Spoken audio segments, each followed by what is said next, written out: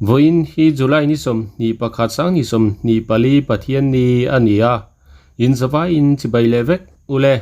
solar battery ro tu man ni som paruk thlasari sang ni som ni pali zana thak thing fenga ti ro puite in kota van tlang solar light battery lian ban box satanga ro tu chu nimin July ni som ni pakhat khana vai puite nan man kan thulak nei na tarlan danin battery ro tu te hi pahni an nia leya lo omzo khi nimin khan a thian tenan mana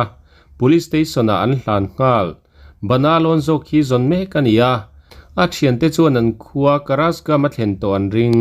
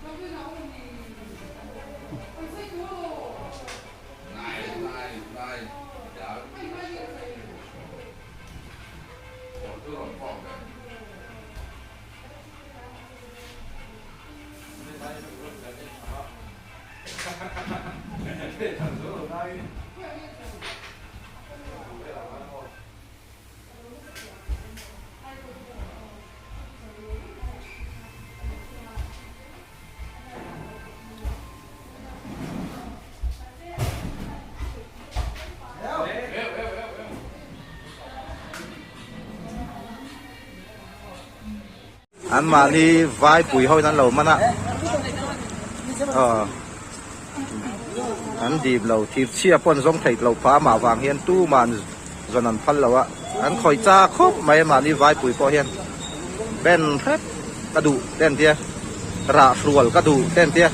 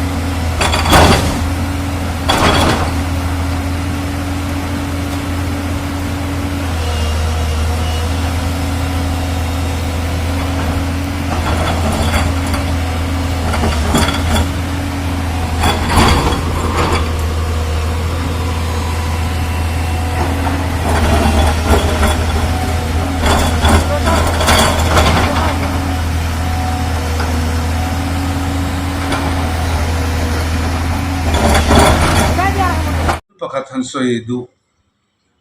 kanaya hei Mizoram mi puite min khet sakatan Mizoram ma hian samaja samsari le pahni atangin UT aya Bultanin Legislative Assembly kan lo nei chawa samaja somje le paruwa state a nangkai kan nia so the John Chief Minister hei ki ve hianin kan thon ve phak inti ve khanglang ila pathum tunhuna hian kalo thon ve tawa chuta kan chief minister te chuan Bikin district council te ngai poimo em thina mar chu voina kan chief minister ero he chuan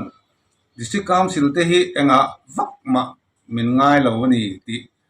alang chiam hle in kriya district council te so in rel bol na fel tak nein chief executive members CEM kai ruai na in anuaya executive member Mizorama minister kan tiang portfolio rang nei EM te district council pathum khian anlo nei bea chuta an ho tu pa beratan chuan chief executive member elaya chief minister kan tiang hi nei ve ani chutiang chuan sarkar akal vea ti chuan kan CM te kan EM ten helaya Mizoram sarkar atu te po MNF ani mo congress ani mo PC ani mo an lo dor to thina tunhuna hian hei kalphung thar sarkar ti in mi puiten ZPM sarkar nan pea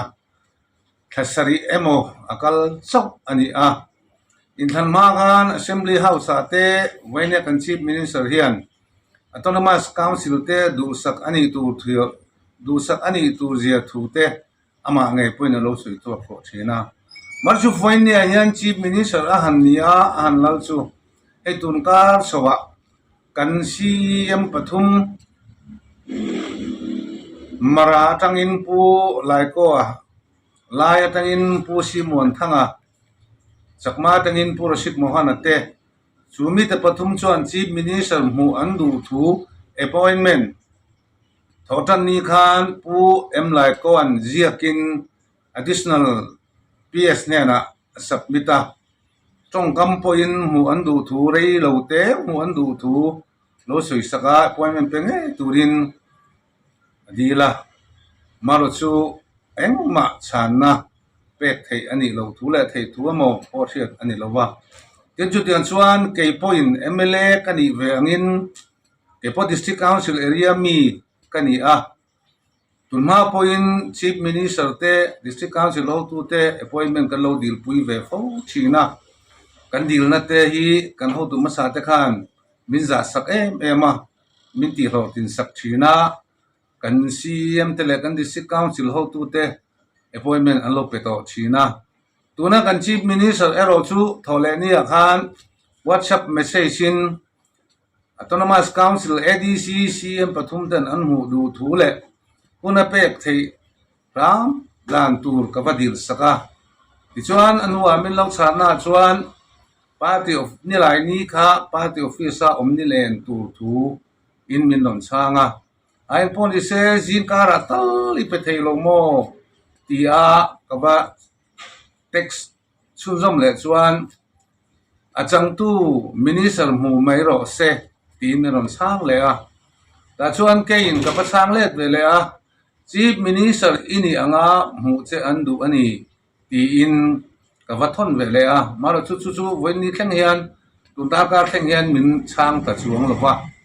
ti chuan lai autonomous district council CM in anaw te helaya lai hap sa thok DRC ne na dil na official CM turin antia official in chief minister appointment po badila maro chu po chu an pe thei talawa avan duai tha kati a Mizoram chief minister to zong zonga autonomous council CM te appointment deal pedu lo chun ani in kalari a heti anga nam tlem zok tele district council in real bolna kan ho tu te kan chief executive member te appointment pe thei lo khopian abuai aloni ani chuan avan duai thak le in karinga tin hi in ngai poimo lo na lian tak ni in ka ria tun nuwa khengle to lo se ti kadu tak zeta hetiang anga district council te min ngai tha engmalawa min ngai zel ani chuan he zoram a hian keini autonomous council area omte tan chuan mun kan nei ve don lo ang le in ka ria engapo ni se min hudu ani chuan engpo min lo dil don se engpo lo soi don se kan lo ngai thak ve hi ramnu le pa kan ni anga kan mo phurna le kan duty po live in karia in hu du lo ngot mai ang chi le hun in pek du lo ngot mai ang chi hi a fel lo le ani tun huwa chuan etiang hi thleng le to lo se ti kadu tak zeta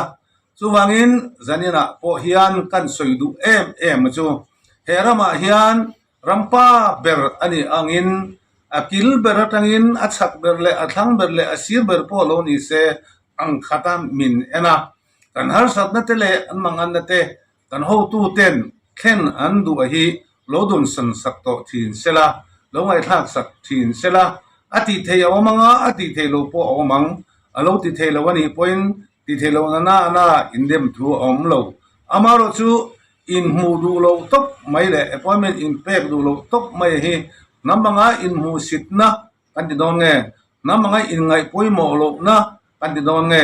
namanga in za lo na kan ti don nge ti chu ama ngai dan ni sela hetiang hi chu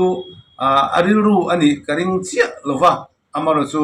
heti angang zong po hian ai ngai bel ve thei ani ti hi